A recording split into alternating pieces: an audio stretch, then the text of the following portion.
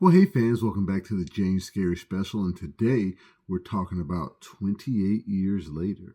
So 28 Years Later is a post-apocalyptic coming-of-age horror film directed by Danny Boyle, starring Aaron Taylor-Johnson, Jodie Comer, Jack O'Connell, Ralph Fiennes, and many other names. And it follows this young boy named Spike. He's going on a hunting trip with his father, and this is set in Britain after the rage virus has pretty much taken hold of the entire island. As we know, the virus did spread to France at the end of 28 weeks later, but it looks like they did quell the virus there, and they've pretty much blockaded Britain off from the rest of the world. Nobody can go there, and if you do, you can't come back. So the rest of the world has pretty much grown to modern times. America's still America, Asia's still Asia. Everywhere is still normal, but Britain is like this just quarantine zone that is left on its own. And I think that is a very interesting topic to take a sequel of this magnitude. Technically, this is a legacy sequel. We have not had a 28-something film in over a decade, over 2 decades, I believe. I can't remember when the second one came out. But we have all been craving that third 28-something later film since 28 Weeks Later. We always thought we were going to get 28 months later with a very quick turnaround. Because 28 Weeks Later did very well, I believe. And we were just surprised, like, hey, when are we getting 28 months later? When are we getting 28 months later? And it never came. And after all this time, we finally got 28 years later. And this is a totally different type of film. Just like how 28 Days Later had Cillian Murphy, Jeremy Renner was in 28 Weeks Later. It was pretty much a standalone sequel. Yes, you got the same rage virus that is taking place, but the characters are not connected. This film is just like that. It is a standalone sequel with totally new characters. And it feels different than the other two, where those pretty much are very much like a zombie film, even though they're infected people, they're not zombies. This one, you have the aspect of the rage-infected people, but it's not the main focus. The main focus is this young boy, Spike, who, of course, is going on this hunting trip with his father, learns things about his father that he doesn't quite like, so to speak, learns things about the world. He really wants to know more. His mother is sick, and there's a doctor on the mainland who he thinks can help her. And that doctor is played by Ralph Fiennes, who does a fantastic job in this film. And I think he has a bigger part in the sequel.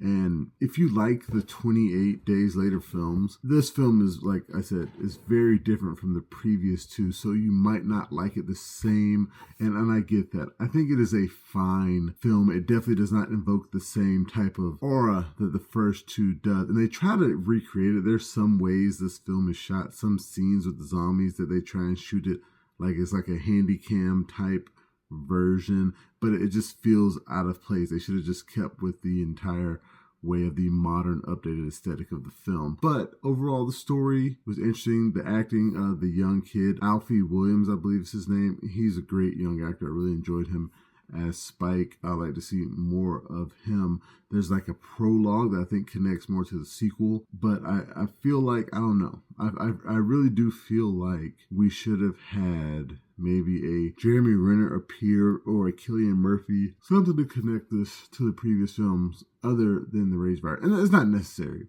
but if we've waited this long, I feel like that would have been the route to go. I love Aaron Taylor-Johnson. I love Jodie Comer. I wish she had a bigger role. I love Ralph Fiennes, but it just felt different. I don't know how to say it, but like, it looks good. The sound is really good. It's a well-made film. I just don't think it is quite what the people wanted. And I'm kind of in that boat, but I'm not in the boat enough to say like it's bad. It's serviceable. It is fine. And it is an interesting story to tell in this universe. And I was interested by the fact that they had set this up as it's going to be like the 28 Years Later trilogy. And the next film is called 28 Years Later, The Bone Temple, which I will also review for the JanuScary special. And it was a little confusing to me, if you're going to do that, it's a 28 Years Later trilogy. Why not get, another 28-something later title? And I'll explain more of that when I do review that film. But the Bone Temple is very interesting because we do see the Bone Temple in this movie. It's a big part of what the story's about. When Spike goes to visit the doctor and they see this monument that he's built to the dead, and he's focused on like, hey, I think we can cure these people because I was a doctor before everything fell, and I want to work on that. So, their connection, but like people think he's crazy for trying this, but the innocent kid kind of sees what he's doing. I enjoyed that. Now there's a joke about like when people first saw this movie, they're like posting these gifs of the Power Rangers, and I was like, well, what does that mean? What does that have to do with this movie? Because they were talking about the ending of the movie is like a completely different thing.